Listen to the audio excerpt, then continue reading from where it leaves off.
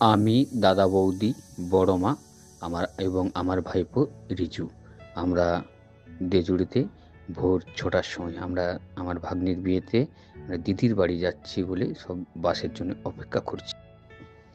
আমরা পৌঁছালাম দুর্গাপুর স্টেশনে। স্টেশনে আমার দিদি ঝুমাদি রয়েছে এবং আমার পিস্তত ভাগ্নে প্রণব, ওদের সঙ্গে দেখা, এবং আমরা পিস্তত দাদা এবং বড় মার জন্য আমরা অপেক্ষা করছি। আর কিছুক্ষণ পরে আমাদের ট্রেন আসবে, দিদির বাড়ি যাওয়ার উদ্দেশ্যে আমরা রওনা হব। স্টেশনে এলাম, আর রিল ভিডিও না বানালে হয়, তাই সবাইকে নিয়ে একটা ভিডিওই বানিয়ে ফেললাম। छुट्टियों के ये दिन है सुहाने, साथी तेरा यूं साथ है। ও আমার ভাইপোর সানগ্লাসটাই আলাদা, সেই স্টাইলটাই আলাদা। বৌদি ফোন করছে, সব আমাদেরও আরও দিদি জামাইবুরা আসছে, কে কোথায় জানছে। বড় বৌদি তো দায়িত্বটাই আলাদা। হঠাৎ দেখা বন্দে ভারতের সঙ্গে, তখন ভাইপো বললো, কাকাই বন্দে ভারত যাচ্ছে, একটা ফটো নিলে হয় না? তাই ভাইপোর একটা ফটো নিয়ে নিলাম। ট্রেনে চেপে পড়লাম, উঠে তো কোনো সিট পেলাম না, প্রচুর ভিড়, বিয়ের লগ্ন বলে কথা, আর ঠান্ডাও প্রচুর ঠান্ডা। দাঁড়িয়ে দাঁড়িয়ে কিছুক্ষণ গেলাম, বসার জায়গা পেলাম শেষমেশ আসানসোলের পরে।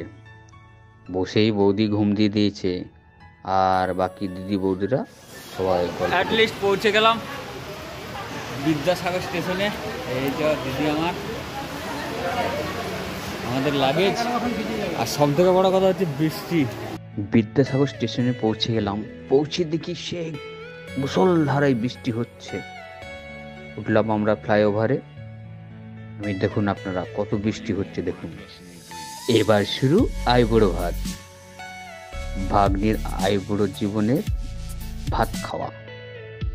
তারপর কাল তো বিয়ে হয়ে যাচ্ছে, ওই জন্য এটাকে বিয়ের আগের দিন যে ভাতটা খায় আইবুড়ো ভাত। দিদি জামাইবুদের সঙ্গে সেলফি। আমরা অপেক্ষা করছি ক্যামেরাম্যান কখন আসবে, সেই জন্য ভাগ্নির আইবুড়ো ভাত পর্বটা শুরু করতে পারছি না।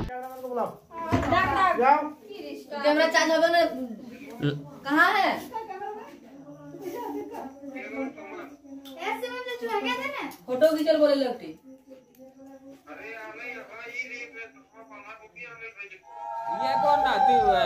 ভাতটাই খাওয়া। দিদি ভাগ্নিকে ভাত খাওয়াচ্ছে, এবং খাওয়াতে খাওয়াতে দিদি কিছুটা ইমোশনাল হয়ে যায়, সঙ্গে সঙ্গে আমরাও হই, কারণ এই ভাগ্নি আমাদের খুবই আদরের ভাগ্নি।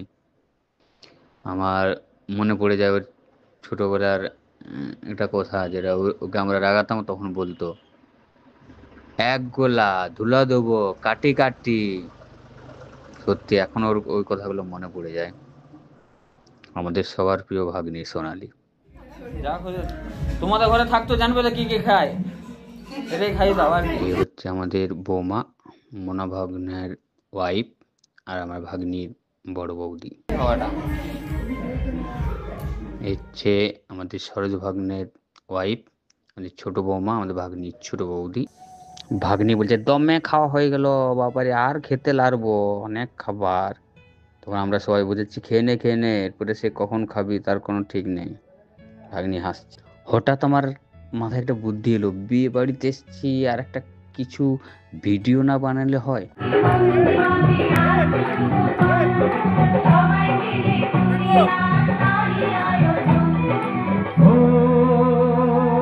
আমাদের কথা শুধু মনে দেখো, সুখী সংসার গড়ে সুখে থেকো। এই ঘর দুয়ার সব শূন্য করে যেতে হবে তোমাকে স্বামীর ঘরে।